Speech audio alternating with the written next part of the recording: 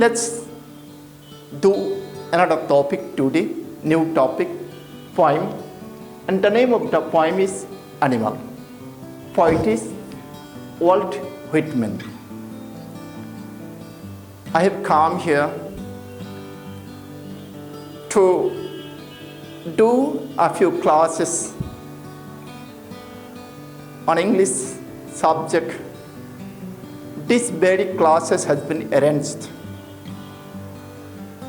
by Mr. Rajan Basumutari, the entrepreneur or makers of the Bodoland Engkhong television. Okay, we should thank him. Let's start our lesson. Let me recite the poem Animals. I think I could turn and live with animals. They are so placid and self-content. I stand and look at them long and long. They do not sweat and whine about their condition.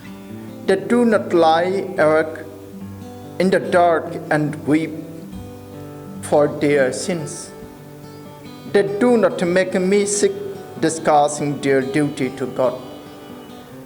Not one is dissatisfied, not one is demented with the mania of owning things. Not one kneels to another, nor to his kind that lived thousands of years ago. Not one is respectable or unhappy about the whole earth. So they show their relations to me, and I accept them. They bring me tokens of myself. They evince them plainly in their possession. I wonder where they get those tokens. Did they pass that way huge times ago and negligently drop them? Yes. This is the poem, a small poem, not so long. Okay. The poet is, writer is Walt Whitman. Okay, let me recite once more. Animals. Oh, here is no animals. Okay? Animals. Not animal, but it is animals. I think I could turn and live with animals. They are so placid and self-contained. I stand and look at them long and long. They do not sweat and whine about their condition. They do not lie awake in the dark and weep for their sins. They do not make me sick discussing their duty to God. Not one is dissatisfied, not one is demented with the mania of owning things. Not one kneels to another, nor to his kind that lived thousands of years ago. Not one is respectable or unhappy about the whole earth. So they show their relations to me, and I accept them. They bring me tokens of myself. They evince them plainly in their possession. I wonder where they get those tokens. Did they pass that way huge times ago and negligently drop them? Okay? Thank you. Now, let me explain this. Actually, it is not to explain, but translation. Let me translate into Bodo for your help. Animals, जुनारफोर दाउखौ बुंगोन ना बुङाखै animal साननायाव आथिं थोंब्रैखौसो animal साननाय नङा होमबा बेहाय खन्थाइगिरिया थारैनो खालि जुनादखौल' जोंनो खोन्थादों बेनिखायनो बिथाङा बधय एनिमाल्स होनदों दा एनिमाल्स बा लिभिं बिंस बाहाय गासिबो जिबियानो थाजोबो जायखिजाया I think I could turn and live with animals खन्थाइगिरिया सानो लायनो बियो हागौमोन गिदिंना फैनानै गिदिंफिननानै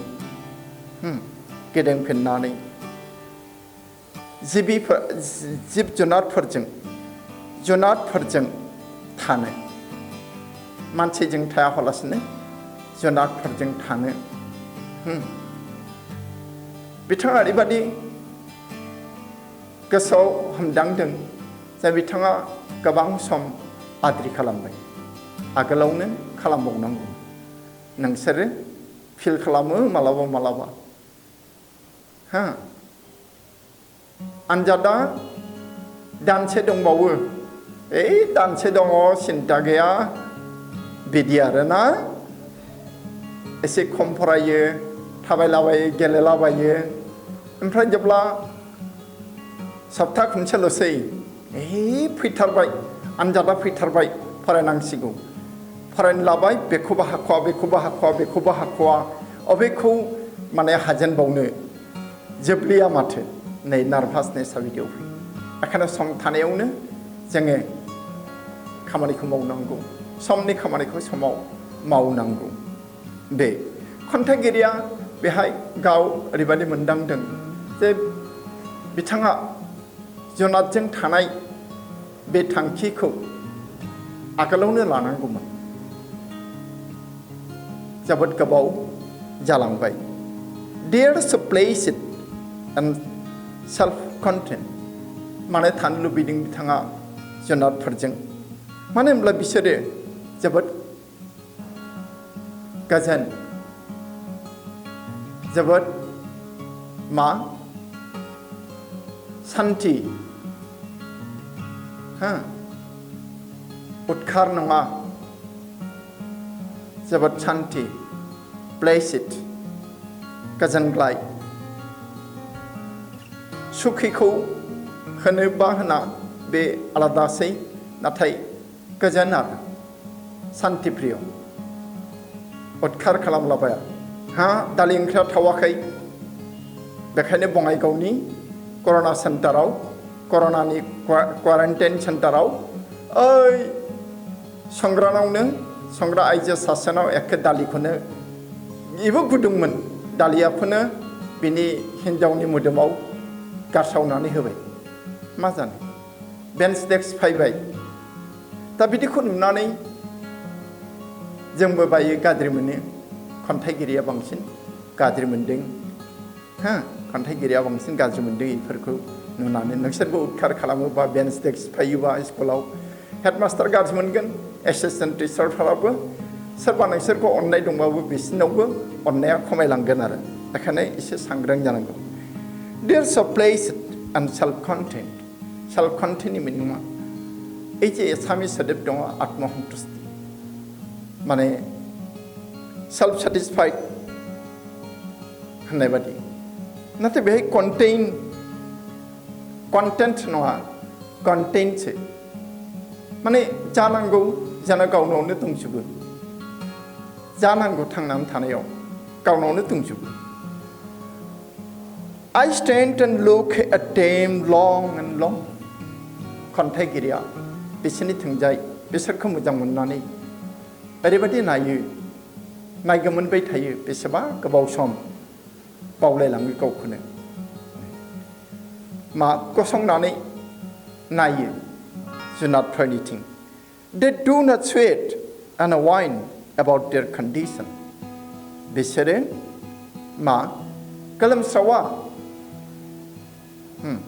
बिसोरो गोलोमस्रावा स्वेट मानेथ' गोलोमनाय बिसोरो गोलोमस्रावा आरो होसिख्रावलाबायाबो वाइन गाबख्रावनाय नंद्राया बे होसिख्रावलाबायाबो आमनो साना हाब्बाय बिगोमाया लांफैयाखिसै मालाय दस्रानिया सब मोसौखौ लायजोब्बाय फोथारनिफ्राय बे सोरबा न'खरसेनिया मानिबा माथाम दङ सिबायफोर गिनानै मानो जोंखौ लांफैदिया जोंनि बिगोमाया होननानै गोलाव गोलाव गाबो अम्म होननानै ना बे आरो next line they do not lie awake in the dark and weep for their sins बिसोरो सिरि मोननानै थाया मायाव खोमसि सोरबा सोरबा मानसिफ्रा खोमसियाव उन्दुनो हायानो बेखायनो लाइट अन खालामनानै उन्दुयो मोनायाव दा गथ'फ्रा उन्दै गथ'फ्रा मा लाइट गैयाबा उन्दुनो हाया लाइट होनांगौ गेदेरफोराबो सोरबा सोरबा बिदिनो दङ लाइट गैयाबा उन्दुनो हाया हा दे जुनारफोरा नाथाय लाइट गैयाबाबो खोमसियावबो उन्दुयो बेनिफ्राय मा weep for their sins आरो मानसिफोरा उन्दुआ खोमसियाव उन्दुआ माबा माबि पाप मावफ्रांनायथ' ना मावनायफोरखौ गोसोखाङो आरो गाबो हा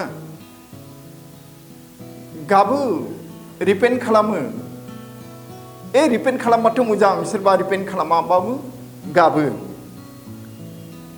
गावसोर मावनाय पापनि खोथाखौ साननानै बिदिनो होनबा गोबां मानसिया हराव खोमसियाव उन्दुलाङा गाव मावनाय पापफोरखौ गोसोखाङो they do not make me sick discussing their duty to God बिसोरो मा आनान गसाइनि बागै गावसोरहा मा मावनो दङ बेखौ आंनाव सोंख्रावबायनानै आंखौ डिस्टार्ब खालामा आंखौ दिगदार होआ not one is dissatisfied not one is demented with the mania of owning things बिसोरो रावबो असन्तुष्ट नङा dissatisfied नङा not one is demented with the mania of owning things आरो सोरबा माबा मोनसे मोननो लुबैनानै थाखा फैसा मोननो लुबैनानै मोजां मोजां जानाय लुबैनानै बिसोरो मा बिग्रायबाया दुखु खालामबाया हो आन्दलन खालामा जोंथ' आन्दलन खालामो ना दा कर'ना सेन्टारफोराव अनेकावनो क्वारेन्टाइन सेन्टारफोराव अनेकावनो बिदि जादों बेखायनो मैया आरोबाव बुंबाय सोरबा जुदि बिदि खालामोब्ला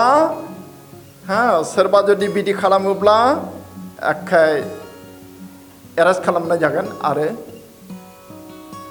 नन भेलेबल वारेन्ट होगोन एरेस्ट खालामगोन आरो जेइलाव गारसोमनानै दोनगोन बे आरो not one kneels to another nor to his kind that lived thousands of years ago जुनारफ्रा गावजों गाव खुलुमलाया मानसिफ्रा खुलुमलायो जोङो गेदेरखौ खुलुमो बिदा बिब' बिमाय बिबथि बिमादै बिमानै बिफा बिमा बिबौ बिबै बिसोरखौ खुलुमो गेदेरफोरखौ आरो समानजों समान जोङो बो खुलुमलायो माब्ला खुलुमो मिथिबायना जेब्ला जोङो निमाहा बियो माबा दाय मावनानै दाय हमजानानै बुजानो नागिरबा बिसार खालामजानायफ्राव जोङो खुलुमो समानखौबो खुलुमो हान्थु खरायनानै खुलुमो बेनिफ्राय मा होनदों जुनारफोर खुलुमा मा होनदों आरोबाव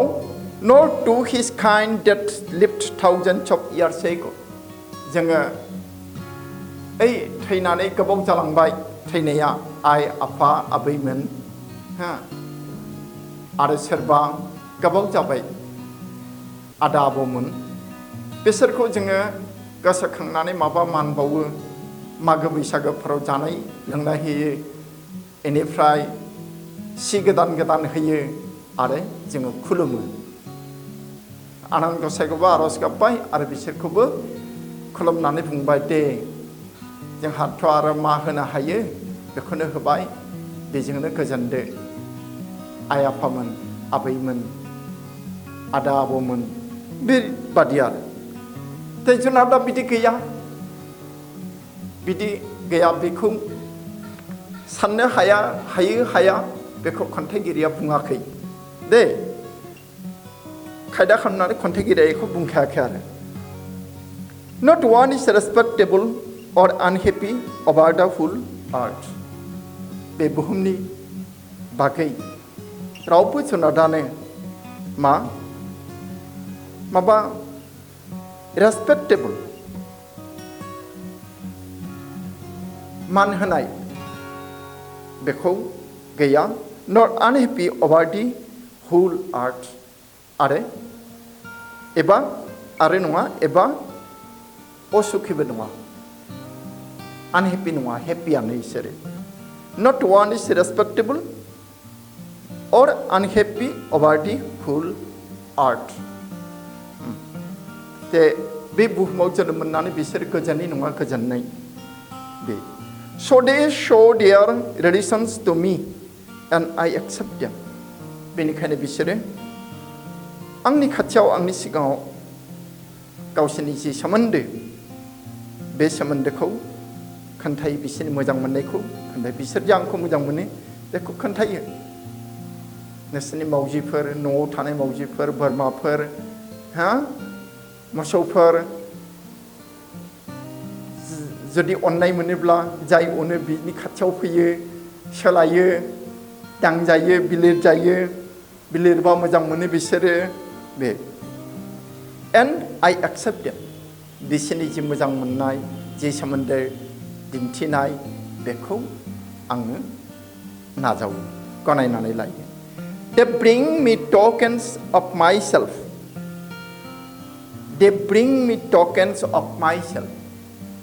बिसोरो आंखौ मोजां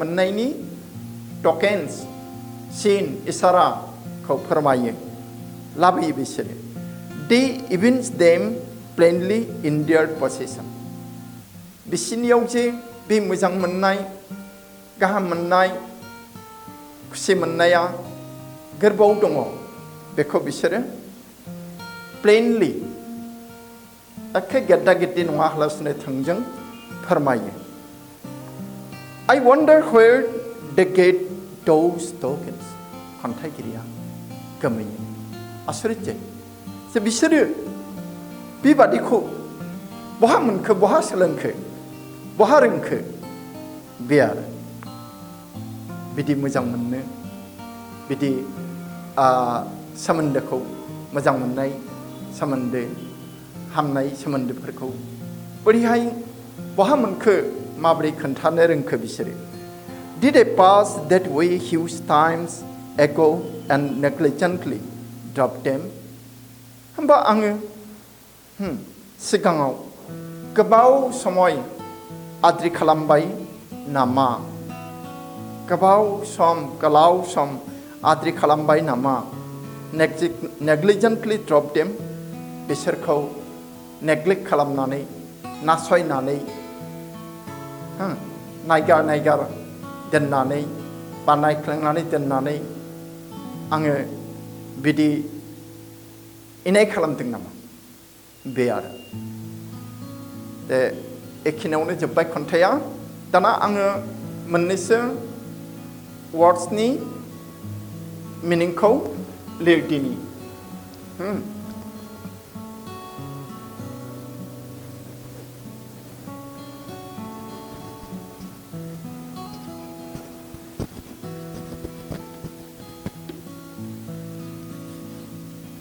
words meanings नोंसोरबो बुंनो हागोन बबेबा सोदोबखौ नोंसोर गोरा मोनोबा बेफोरखौ बुंदे turn सोदोबा बे खेंसालिया मिनिंसो turn मानेथ' ओरैनो गिदिंनाय बेलाय मा खोथा बिलाय turn माने गिदिंनाय नाथाय बे खन्थाइयाव खन्थाइगिरिया बे सोदोबखौ खेंसालिया ओंथिनि थाखायसो बाहायदों खेंसालिया ओंथिनि थाखाय बाहायदों आच्छा आं उनाव लिरनोसै बेखौ मिनिंखौ place it place it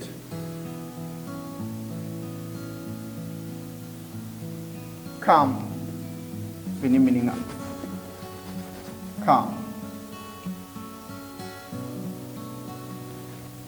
ba जोङो होननो हायो peaceful day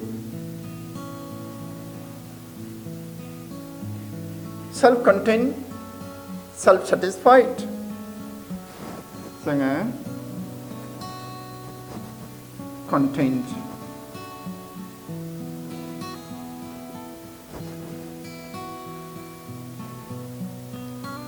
containment zone coronavirus लोगो मोननो बबेबा न'खरफोरखौ एरियाफोरखौ containment zone होनना कि contain इसे आलादा a contained मा content नङा they simply अब्लाबो satisfied खुलिनोसै satisfied बेनिफ्राय मा दङ नैबे wine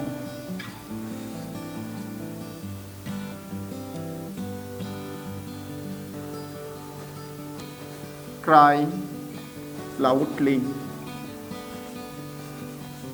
बिदि होनबाय आं cry loudly बेनिफ्राय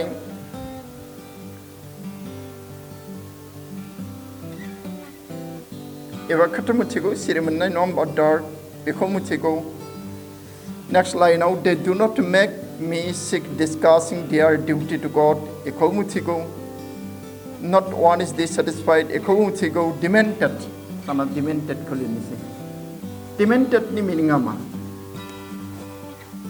dement they past tense demented आं डिक्सनारियाव नायनो दे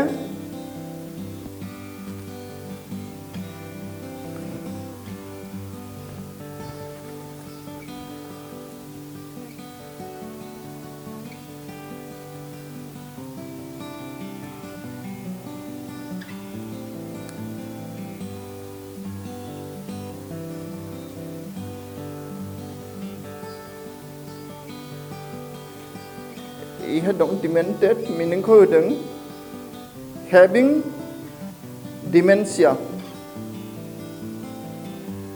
wild or irrational लिरनोसै आं बेबो गोरा जागोन मिनिङा irrational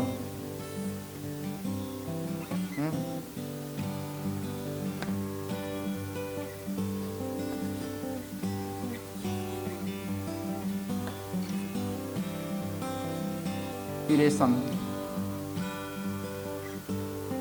है माबा है एरबाय थानाय मोनदों आं गोदोनायाव एसे गोदोनाया एरबाय थायो एलदु मोननाय बेफोरखौबो irration होननानै बुङो demented दे irrational होननानै लिरनोसै आं डिक्सनारियाव दङ irrational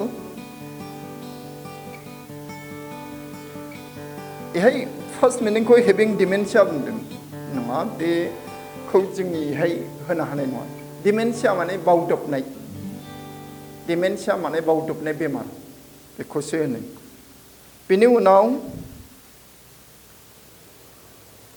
मा जाखो मेनियाखौ मिथिगौ ना मेनिया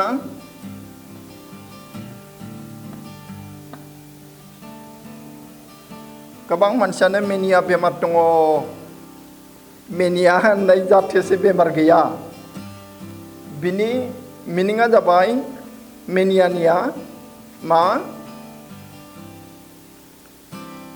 माबा इहा जाफेरबायमोन आरो बेखौनो गोसोखांनाया आंहा दाबो इदि जासिगोन नामा इदि होननायफोर दा मेनिया बिसोर आंनि थाखाखौ बिदिनो खावसिगोन नामा बिदि दा मुसा नुबानो अरनो फैनाय होननानै गिनायाबो जाथोसे मिनिया आगोलाव जुदि अरजाफेरदोंब्ला रदे आं मोनाखै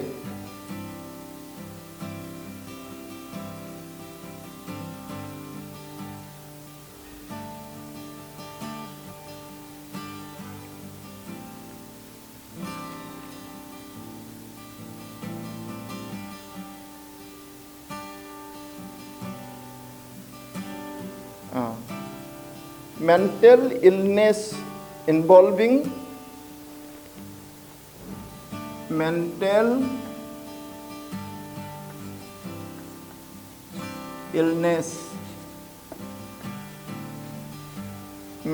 illness गोसोनि बेमारानो बियो mental illness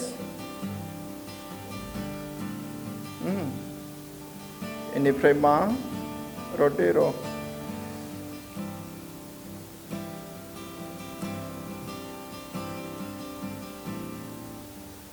mental illness involving periods of wild excitement involving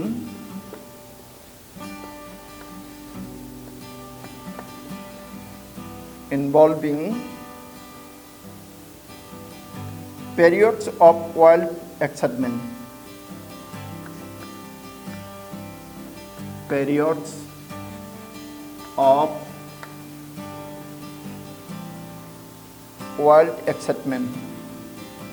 wild excitement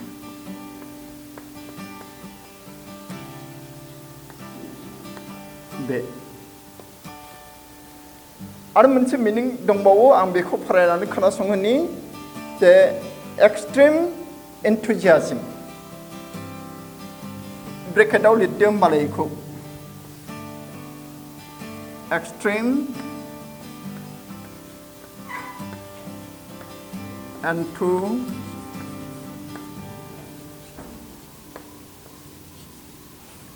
extreme enthusiasm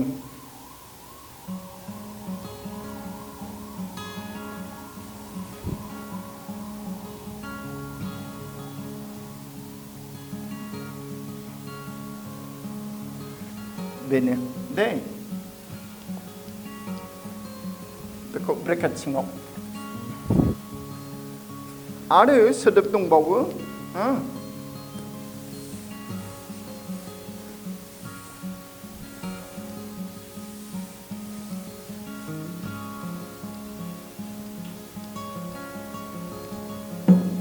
tokens ना tokens signs एबा symbols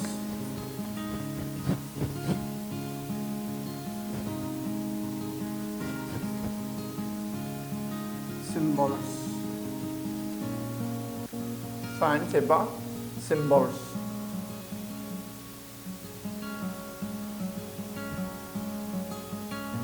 signs एबा symbols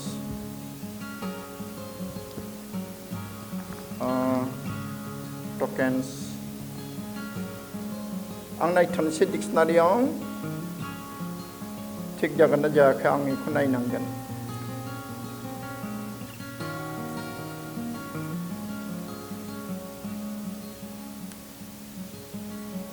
token a thing representing a fact quality or feeling भावसारानि दंलायो आंला आङो टकेनखौ नैबे मोनसेखौ लिरबावनोसै दे ब्रेकेटआव टकेननि मिनिंखौ आं ब्रेकेटआव लिरबावनोसै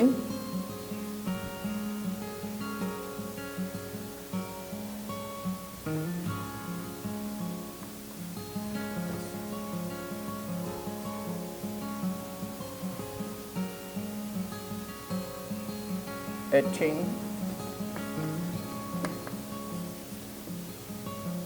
thing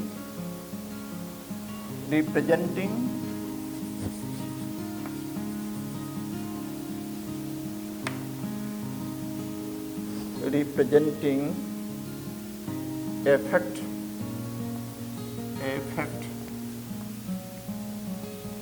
representing effect.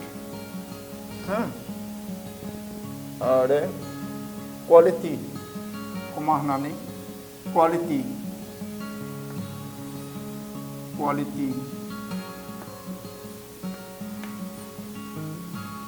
or feeling बेखौ डिक्सनारिनिफ्राय होबाय आं नायनानै दे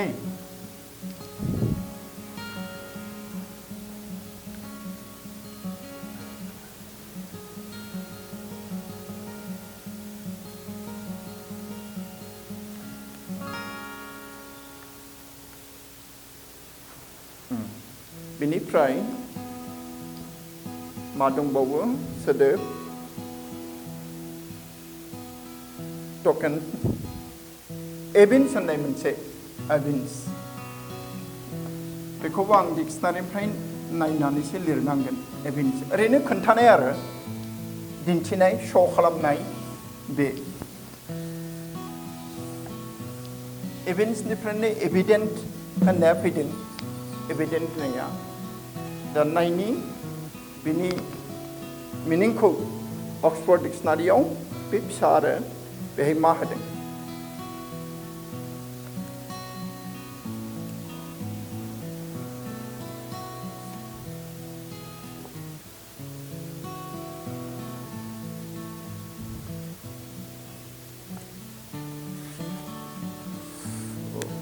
एकसो मोनबाय आं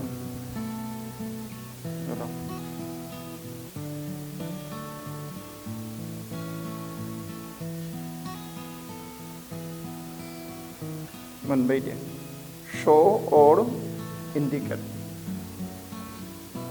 थिगानो दङ शो और इन्डिकेट आं दिन्थिनाय होन्दोंमोन ना आं हले मिनिंफोरखौ इंलिसावनो लिरदों दे बर'आव लिराखै गोबां मास्टारा खिन्थु बर'आवबो लिरनानै होयो आरो आं लिराखै बेखिनिखौ आं सोरबाबो थोनबाबो आं हानाय नङा आं लिरनाय नङा दे बेखौ एभिन्स बिनिफ्राय मा दंबावो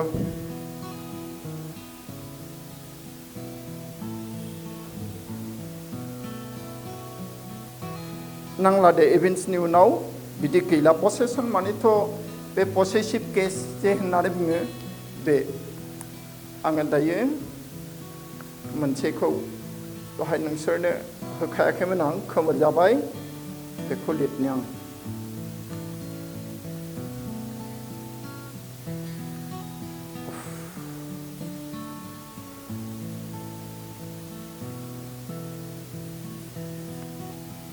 गोबां मिनिं दङ बेहाय गासै टार्ननि मिनिङा जोबोद बुरजा दङ मोनदाइन होदों बेहाय बे फिसा डिक्सनारियावनो मोनदाइन होदों अबेखौ लिरनो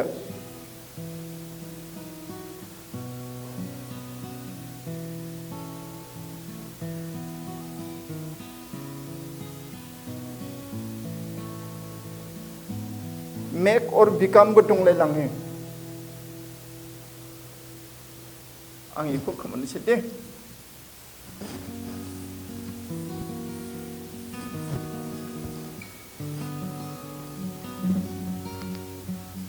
टार्न बे फार्स्टआव जि मिनिंखौ होदों बेखौनो लिरगोनसै आं मुभ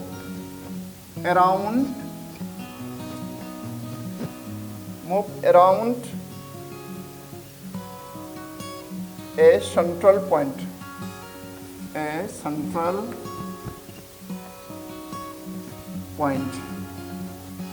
बे move around a central point एबा मोनसे लिरबावनोसै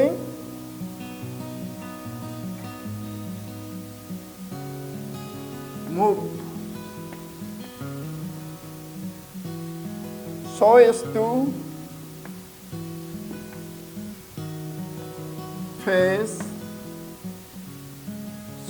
face or go in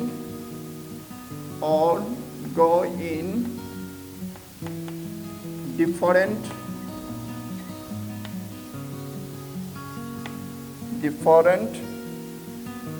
direction.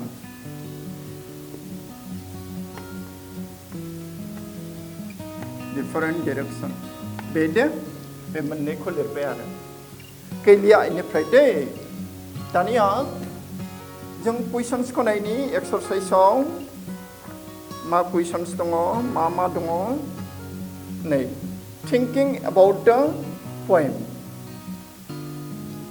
Nusir farainani ma monkho ba farayakhै bang iku खोनासंनानै ma monkho बे खन्थाइया एनिमाल्स होननाय खन्थाइया फ्री भार्स बे छन्द गैया छन्द गैयि खन्थाइखौ फ्री भार्स होननानै बुङो आरो फ्री सोदोबखौ गैयालासेनो जे फ्री लिरोब्ला माबा भार्स लिरोब्ला अबा छन्द गोनां छन्द गैयि आजिखालिनि दिनाव मा खन्थाइगिरिफोरा बांसिन छन्द गैयिखौनो लिरो छन्द गोनाङा आगोलनि दिनावमोन छन्द गोनां खन्थाइ लिरनो हायाब्ला छन्द गोरोबनाय खन्थाइ लिरनो हायाबा बेलाय मा खन्थाइगिरिसो होननानै बासिजायोमोन दे नाथाय आं मिथिया सोर छन्द गैयि खन्थाइखौ रनसायग्रोखो आं बेखौ मिथिया दे आच्छा बेहाय थिंकिं एबाउट द पएम होननानै बुंदों thinking about the poem.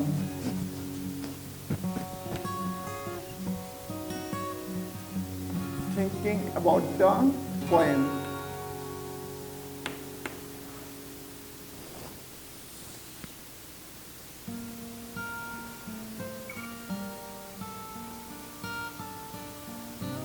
Thinking about the poem. Where first down, number one, I would notice the use of the word turn. First question only ma honden misal lekhaw nainisi notice the use of the word turn sadapni sadaptikho ekhane gorlei hojaya turn mane turning gidingnai ha belai ma gora khatha nathai ye khonthagiriya bekho gubun oंथि लानानै लिरदों खेंसालियै लिरदों I think I could turn and live with animals. What is the poet turning from? Question number 1.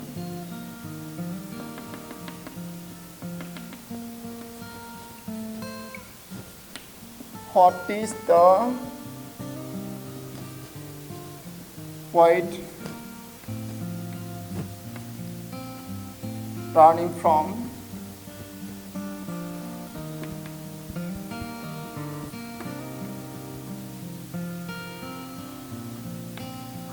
What is the poet turning from? Big question day. Tamalitne jang simply relate na hayu.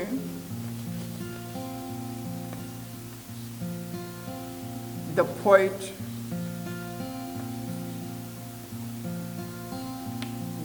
is turning from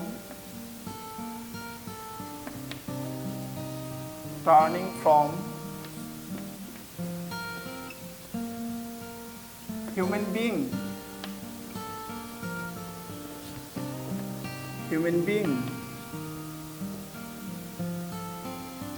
turning from human being to animal being.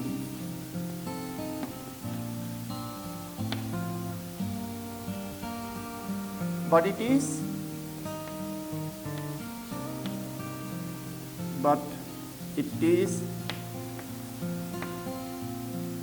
in nature only.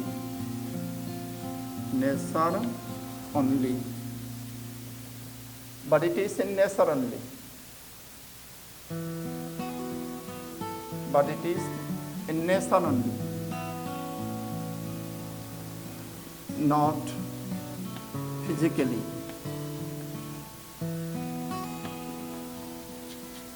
Kalau lirbay ang the only question number 2 mention 3 things that humans do and animals don't. खोब important बियो फरिखायाव फैयो मानसिया मावनाय आरो जुनादा मावि मोनथाम जुनादा मा मावो मानसिया मा मावा एबा मानसिया मा मावो जुनादा मा मावा मोनथाम ते मा आङो इखौ लिरला इयो आं नोंसोरनो खोन्था बे खोब इम्पर्टेन्ट परिखायाव सम सम फैयो आनजादाव दा मानसिया मा धन सम्पति लुबैयो टु पजेस वेल्थ नङा होमबा आरो मा लुबैयो रेसपेक्ट लुबैयो अनार लुबैयो आरो मा ते repent for his sins for one sins repent for one sins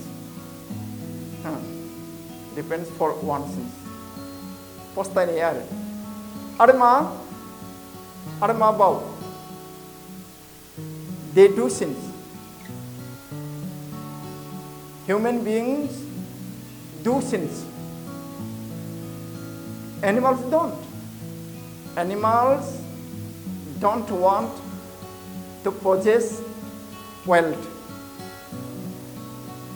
animals don't hanker after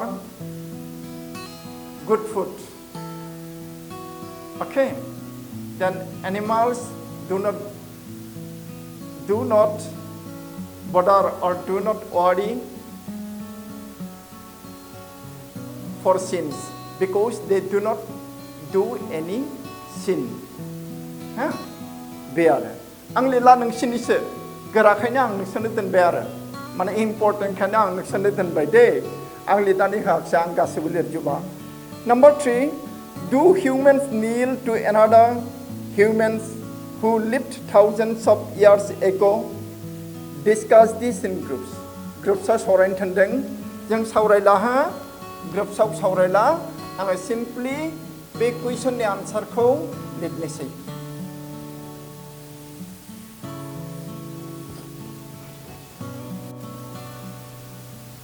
Question number 3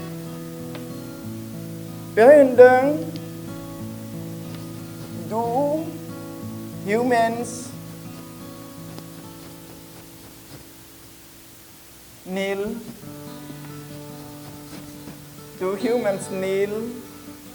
to other humans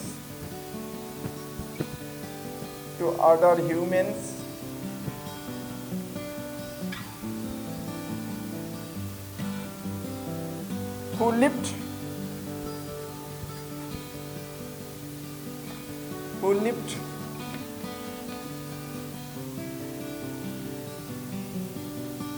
thousands of years ago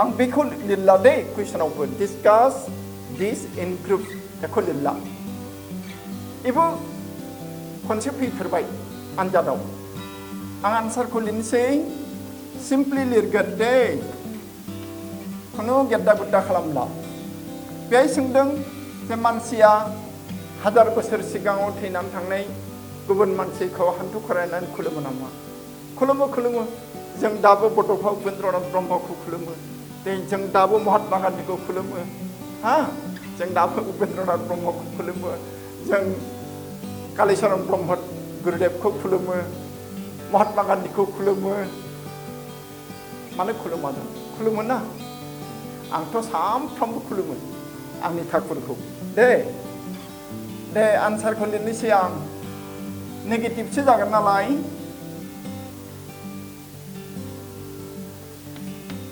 human no होग्रोनोसै न'जों जुरिनोसै Day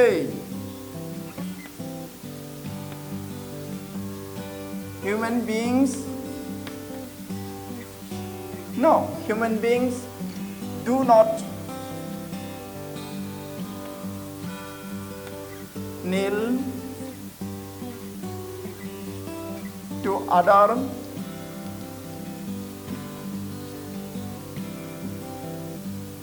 humans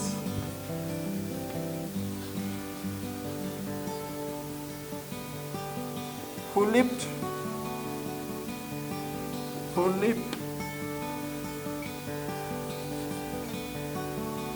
thousands of years ago. Thousands of years